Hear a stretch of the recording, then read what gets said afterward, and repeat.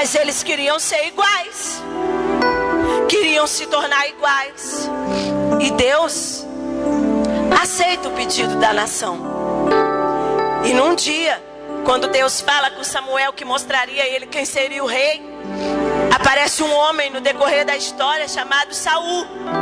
Deus permite que este homem, que tinha muitas posses juntos com seu pai, acontece alguma reviravolta no pasto do pai, e os animais do pai fogem, e ele dá ordem para Saul: sai e vai em busca dos nossos animais. Saul sai, procura por um lado, para outro, não encontra, e um companheiro que estava com ele, talvez um criado, diz: olha, subindo aqui um pouquinho tem um profeta, que tudo que ele ora, Deus fala.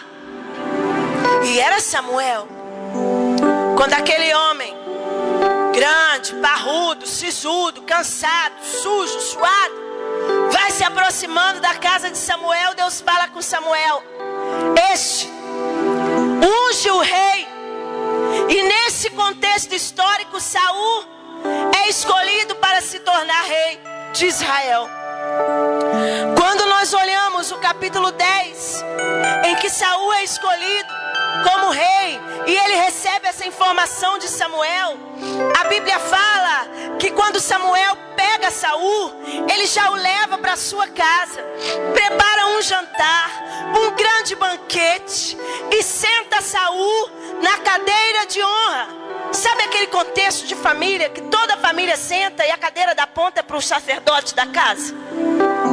Quando a dona da casa, a mãe, vai distribuir a carne, um peru assado, um frango assado, a parte maior vai para quem? Esse pedaço é do seu pai. Bom, via de regra deve ser assim, né? Não sei se você faz isso. Mas Samuel está nos ensinando aqui que quem é honrado deve ter a honra devida. A Bíblia fala literalmente que no jantar ele faz um assado e pega a coxa desse assado, que era o maior pedaço, o melhor pedaço, e serve para Saul, já o colocando em posição de honra. Saul não estava entendendo muito bem o que acontecia, mas Samuel então se dirige a ele e começa a explicar o que o Senhor havia falado. E a Bíblia diz que Samuel então pega um vaso de azeite e derrama sobre a cabeça de Saul e profetiza sobre ele.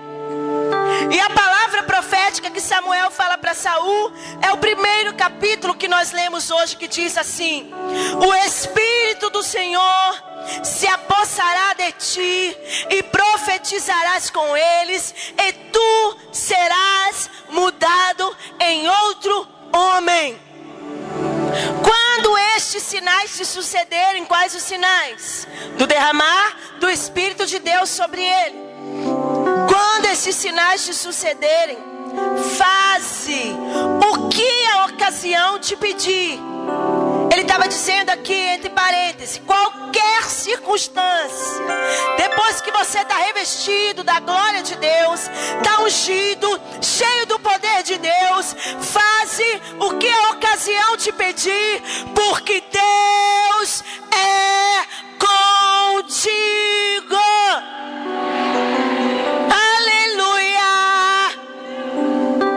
E aí no capítulo 10 ainda continua contando que Saul realmente sai da presença de Samuel, chega no meio dos profetas e começa a profetizar.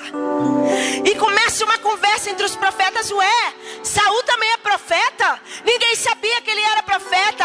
Talvez nunca tenha sido, mas uma vez ungido do Senhor, Deus levanta da autoridade, da graça e da poder e nos garante que Ele é contigo. Aleluia!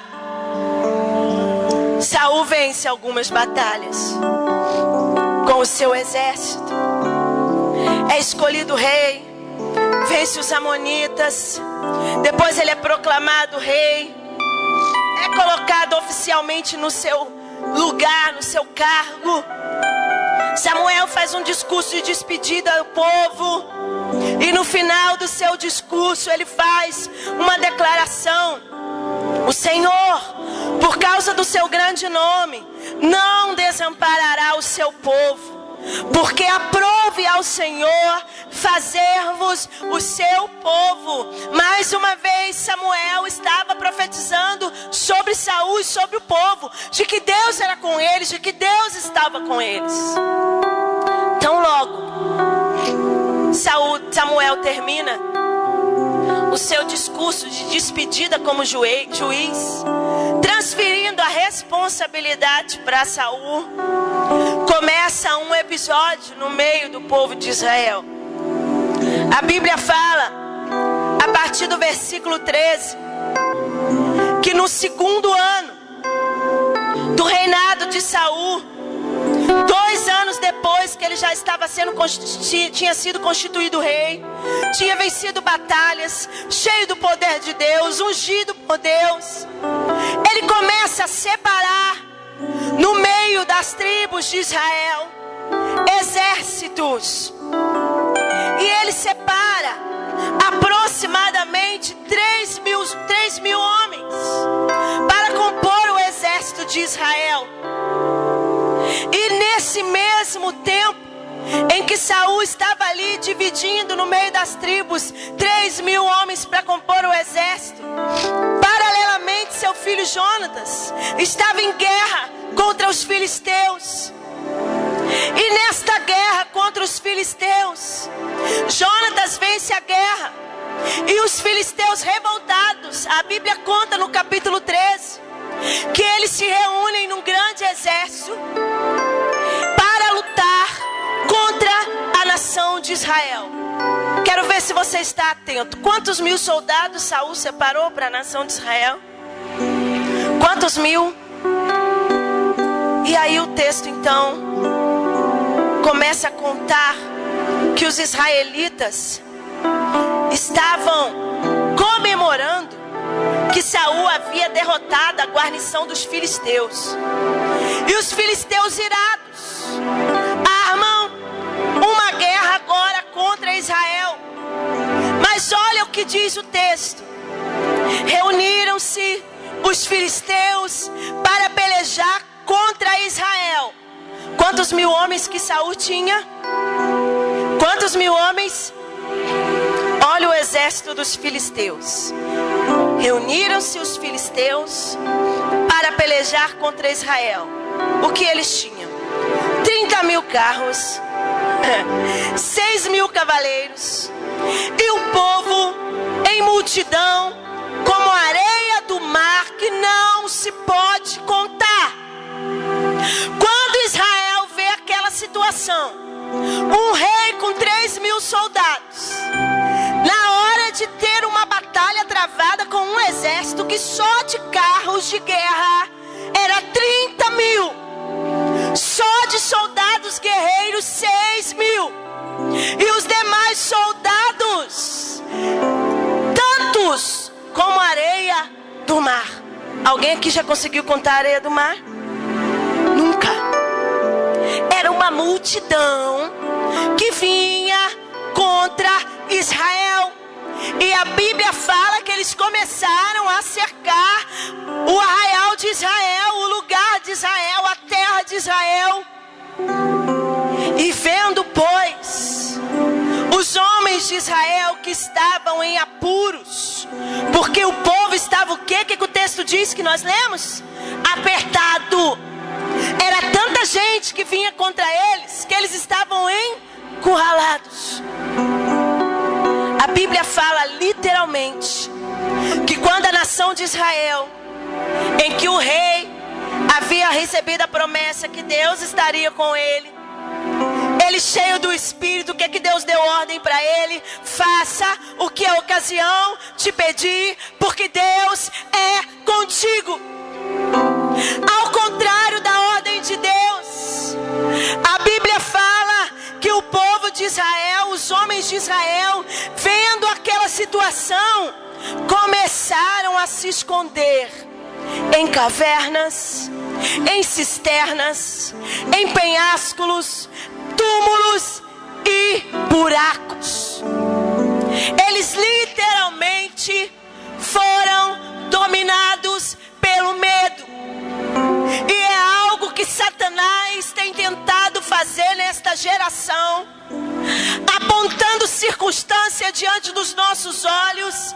Quando a gente olha para a TV, para os jornais, para as coisas no contexto da escola dos nossos filhos, o diabo quer dizer assim para a igreja do Senhor: não tem mais jeito para vocês. Estou enxertando no meio da nação brasileira ideologias que vão contra a palavra de Deus, situações que vão contra a palavra de Deus. O povo de Israel estava sendo encurralado pelos filisteus, mas na hora da batalha não se lembraram mais da promessa que Deus fez de que estaria com eles. Quantas circunstâncias na sua vida, quantas circunstâncias na sua caminhada, Deus fala contigo hoje: você não tem assumido a postura de ungido e ungida de Deus.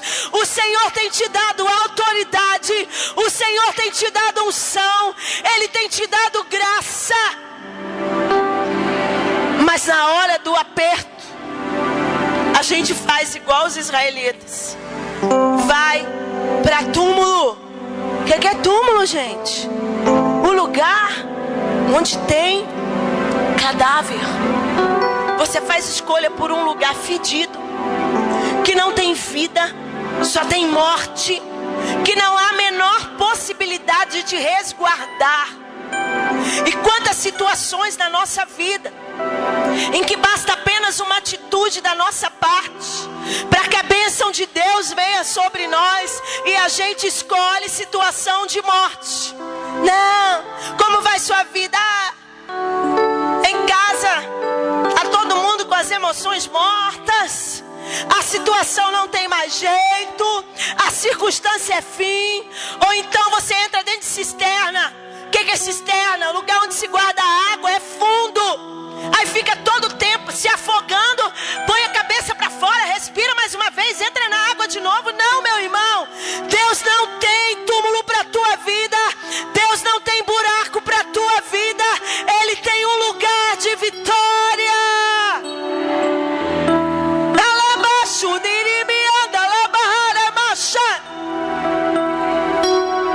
Aquele povo estava fugindo do inimigo, segurando em penhasco. Quem aqui sabe o que é penhasco? Levanta a mão. Já viu aquele pessoal que faz escalada com cordas? Rapel. Eles sobem em penhascos. E eles precisam colocar aqueles ferros, porque em penhasco a única coisa que tem para você segurar são às vezes pequenas pontas de pedra ou alguma vegetação que nasce no meio da pedra sem vida, fraca, que ao segurar ela se quebra imediatamente. Onde que tem segurança em penhasco? Tem muita gente deixando de ver a glória de Deus na sua casa, na sua vida, porque está segurando em coisas falíveis, coisas fracas, em que não há salvação para ti. Não há. E o povo de Israel foi se escondendo. No fim da história, alguns hebreus foram para a terra de Gade, de Gileade, se esconderam. E o povo que ainda permaneceu com Saul, que ainda estava em Gilgal, que era o lugar onde a tenda de Israel estava firmada, se encheu de temor. E aí o texto fala que Saul sente medo e fica naquele momento esperando a chegada do profeta, que havia feito a promessa que voltaria em 7 dias. Mas a situação estava se agravando, e Saul não espera o profeta e toma a iniciativa por ele mesmo. Manda buscar o animal para oferecer o holocausto ao Senhor, coisa essa que só o profeta poderia fazer. Meu irmão, aquilo que Deus manda você fazer, faça. Aquilo que é para o profeta, não ponha a mão.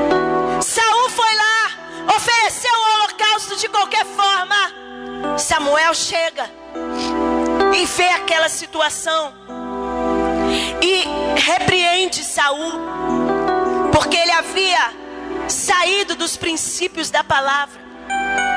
Mas essa atitude de Saul, de pegar o holocausto e oferecer ali, sem nenhum ritual sagrado como existia naquele tempo, já era uma postura de alguém desesperado. Ele já não sabia mais o que fazer. Daqueles 3.000 homens, só restaram 600 para lutar contra 30.000 carros, 6.000 cavaleiros e um exército como a areia do mar. E ele estava com medo. E as atitudes dele apavoradas eram exatamente pelo medo.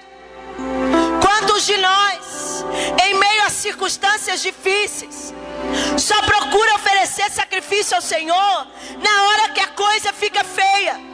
Ah, tenho problema, vou para o ciclo de oração. Tenho problema, vou jejuar. Tenho problema, vou ler a Bíblia, meu irmão. Deus quer que você ore, que você jejue, que você adore, que você medite na palavra em todo o tempo da tua vida.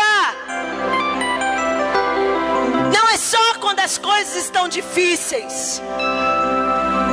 E Saul estava nesse contexto.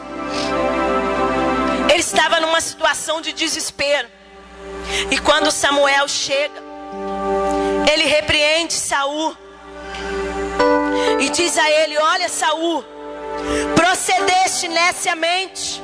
Você não foi inteligente, você não teve sabedoria em não guardar o mandamento que o Senhor teu Deus te ordenou.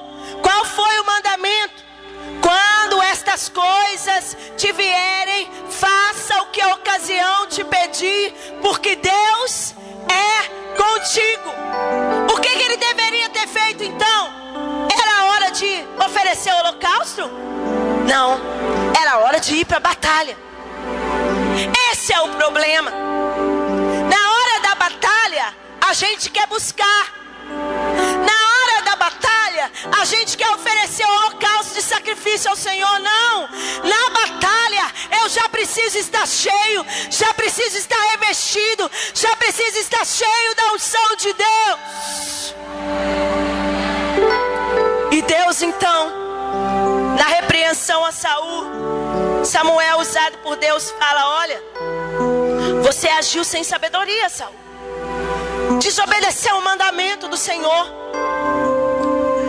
E ele diz: por se você tivesse obedecido, o Senhor teria confirmado o teu reino hoje sobre Israel para sempre. Era o momento de Saul ser consagrado um rei para sempre, debaixo da bênção de Deus. Sabe por que muitas vezes a gente perde a bênção? Porque a oportunidade vem da gente manter a nossa perseverança como diferentes deste mundo, a nossa fé, e a gente vacila na confiança. A gente não crê que Deus está no comando e no controle de todas as coisas. E então, quando Saul ouve aquilo, Samuel agora fala de uma forma mais dura e diz assim: já agora não mais subsistirá o teu reino. O Senhor buscou para si um homem que lhe agrade e já ordenou que seja príncipe sobre o seu povo. Portanto, não guardaste o que Deus te ordenou. Literalmente, a consequência da desobediência de Saul, por não ter confiado no que Deus havia falado: faça o que a ocasião te pedir, porque Deus é contigo. Ele não soube perseverar nessa promessa. Em meio a toda aquela confusão de gente escondida em buraco, gente escondida em cisterna, em túmulo, pendurado no penhasco, levanta caladinho no meio do povo Jonatas, filho de Saul, chama só um escudeiro, um servo. E o que ele fala para este servo no versículo 6 do capítulo 14? Vem, passemos a guarnição desses circuncisos, ou seja, vamos invadir esse exército. Porventura o Senhor nos ajudará nisto, porque para o Senhor nenhum impedimento há de livrar com muitos ou com poucos. Saul estava preocupado com a quantidade que estava com ele. Jonatas estava acreditando na promessa: faça o que a ocasião te pedir, porque Deus é contigo. Não importava se era muito, se era pouco, Jonatas estava crendo que Deus estaria com eles. E a Bíblia fala que um exército que tinha 30.000 carros, 6.000 soldados, 6.000 cavaleiros e soldados como a areia do mar, que ninguém conseguia contar de tanta gente. Um homem, Jonatas, acompanhado de um escudeiro, toma uma decisão e chama aquele escudeiro. O escudeiro era um servo fiel, porque olhar para o príncipe de Israel e ouvir falar assim: vamos lá invadir o território desses incircuncisos filisteus.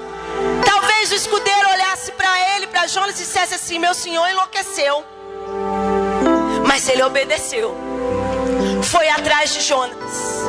E Jonatas faz uma proposta para o escudeiro e fala o seguinte: olha, nós vamos subir até o monte onde está o arraial dos filisteus. Vamos subindo. Se por acaso eles não fizerem algum sinalizador para a gente continuar subindo, a gente segue, porque com certeza Deus será conosco. Mas caso contrário, o texto faz uma parada, como se ele dissesse: a gente retorna. Ele tinha ali uma insegurança, mas ele estava disposto a correr riscos. Na nossa caminhada, existem situações que Deus nos deixa em posição de decisão. O que você quer fazer? Qual a atitude que você quer tomar? E nesse contexto de imediatismo, a gente quer o quê? Que a gente esteja aqui no púlpito, sobe um profeta e fala: faz isso. Está dormindo, Deus aparece em sonho e fala: faz isso. Não. Deus quer saber onde está a sua perseverança, a sua fé, em ir lá e fazer e confiar nas promessas dele sobre a sua vida. Jonatas começa a subir. O texto conta no capítulo 13 que quando eles começaram a subir, no meio do caminho eles começam a ouvir a conversa dos filisteus e o deboche, dizendo assim: os hebreus estão saindo do buraco. Olha só, começaram a ter coragem, estão saindo de túmulo, debochando. Tem circunstância que a gente vai avançar e o inimigo vai rir da nossa cara, mas eu quero te dizer, ele já está derrotado, porque Deus é contigo.